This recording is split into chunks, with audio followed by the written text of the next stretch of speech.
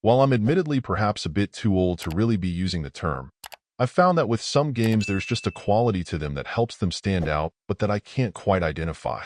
Sure, they can be well made, have compelling characters, or be a lot of fun, but sometimes there's just an intangible quality to a game that works, and borrowing terminology from a much younger generation than mine, I'll just say that it comes down to vibes, sometimes.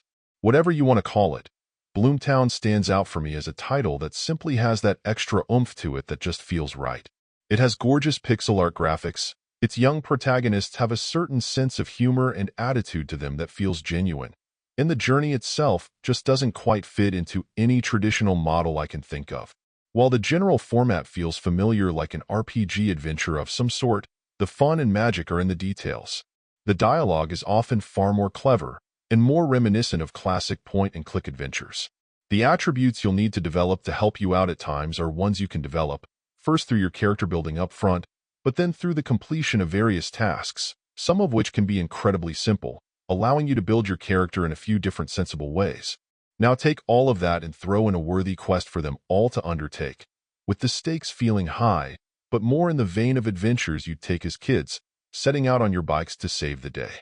Granted, the systems at some point will feel very classic RPG in nature, with you engaging in some turn-based combat and grinding to collect resources, in this case with some of them being demons, that you can then upgrade and use to your advantage in a variety of ways, providing some opportunities to set things up your own way in search of success. While often games like this get distracted by a few too many systems and subsystems, Bloomtown seems to settle into its range of just right pretty successfully, and the result is an experience that feels distinctive and memorable. Overall, my final score for the game ended up being an 8.2. And if you're interested in picking it up, it's currently available on the Switch eShop for $24.99. Thank you for taking the time to listen to this review. And if you'd like more information or ideas of indie games worth checking out on Switch, be sure to click on the link provided in the description. Until next time.